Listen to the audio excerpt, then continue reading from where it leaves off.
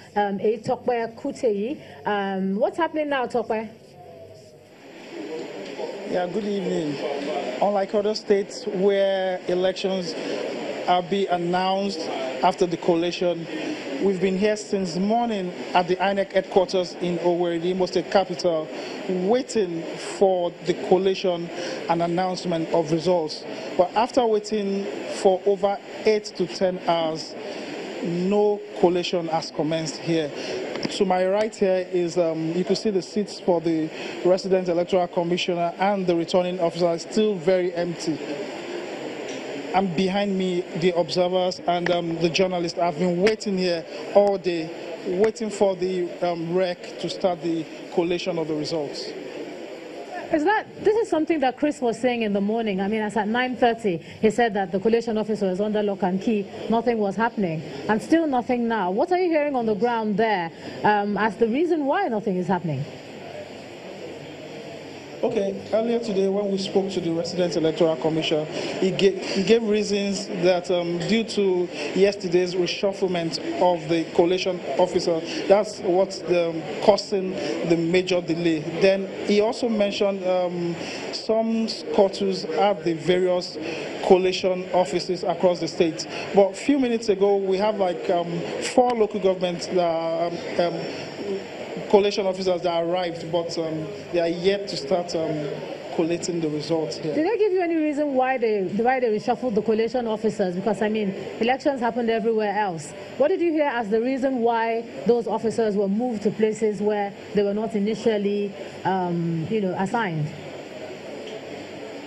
Okay, according to the resident electoral commissioner in the morning, he said he was talking about something about the integrity and confidence in some of the collation officers.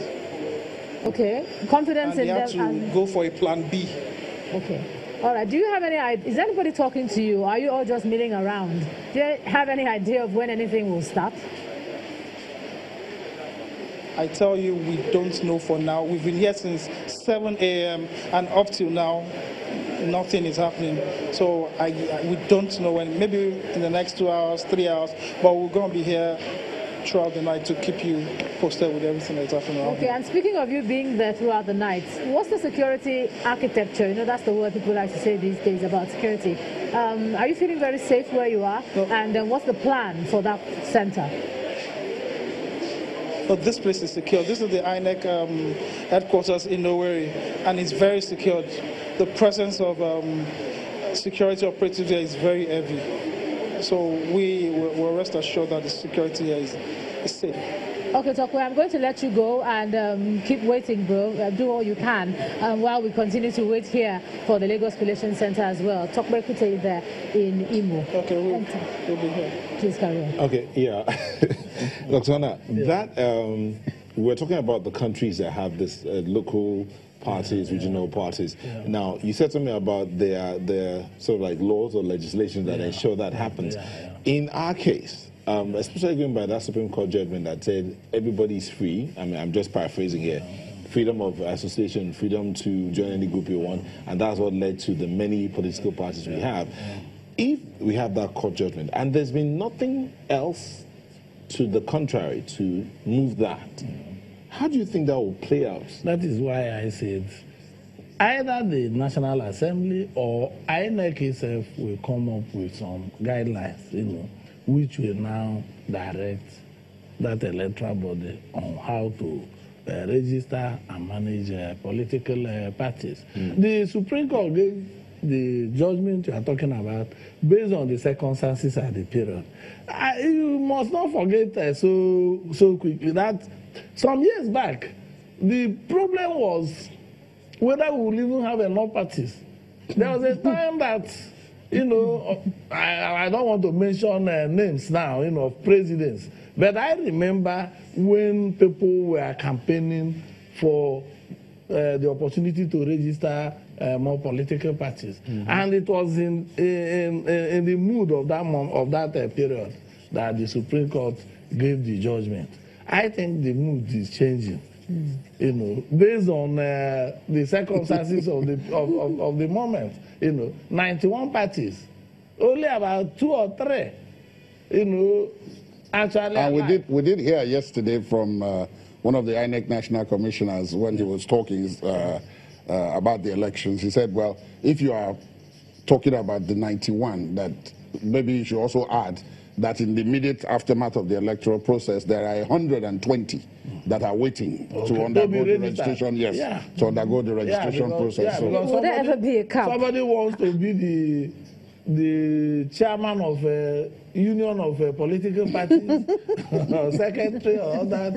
Will there ever be a cap on the number? I mean, look at how we manipulated. No, it will not be nice to have just a cap on the number per se, but you can have these thresholds, so that everybody has the opportunity to remain on the ballot. But perhaps would it make more sense to do what you said is being done elsewhere? Yeah. Because here, part of the problem that seems to we have here is that every party that gets registered must be a national party. But that where you talked about regional and so on, could that form part of what you're saying? Yeah, but countries must also make their laws according to their own circumstances. Some of these countries overseas that have regional parties, local parties, and national parties may not have the ethnic problems we have. They may not have the problem of unity and national integration that we have here. I was going to say that, could you ever see a party that would just be for the local government? Yeah, because if you remember in the First Republic, we had this arrangement whereby we had local, but people had their own party for instance, that's right. and all that. We had it in the First Republic. But you know how that republic ended. It was partly because of this. Because local tensions were always intruding into our national affairs, and eventually the whole thing boiled over. In the Second Republic, there was this conscious attempt to say we can't have all these local parties again. Every party must be national. In fact, in our law books, we now put it clearly that the party must have branches in at least two-thirds of all the states and all that. And since then, that has been guiding our, But we have developed, we have moved on for so long now. Our lawmakers should be able to sit down at every point in time to make laws from our experiences. I was going to ask, when you said parties must have offices in at least 2/3 of all the states of the Federation, one would have asked, how many of the parties, of the 91 political parties there are now, have offices in 2/3 of all the states? You see, that is the irony. That is the irony with our national life now. We put something in the law, in the law statutes, and then some other person is somewhere interpreting these things as he or she likes. Somebody comes up and says, I have a party, and they said I cannot be registered. Meanwhile, the law says I must have offices in 24 of the 36 states. And these are the offices. And he throws the papers at you.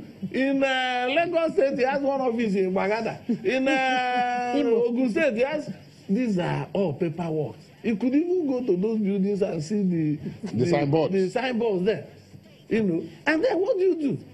You work according to the paper. But is it enough to have offices? What about staff? No, that is what I'm saying. Yeah. That it's high time our National Assembly will not be moving in that same direction as the courts are moving, that by working on papers.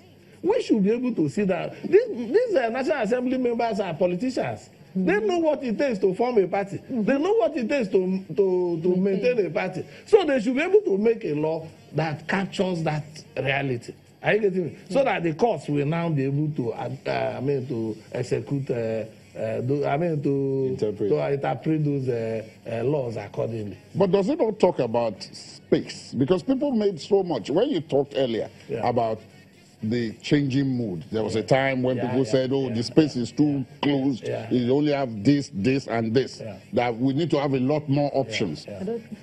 Have we moved from too little to too many? Yeah, that's the jump. Again, something interesting about Nigerian national life. We're always trying to catch up.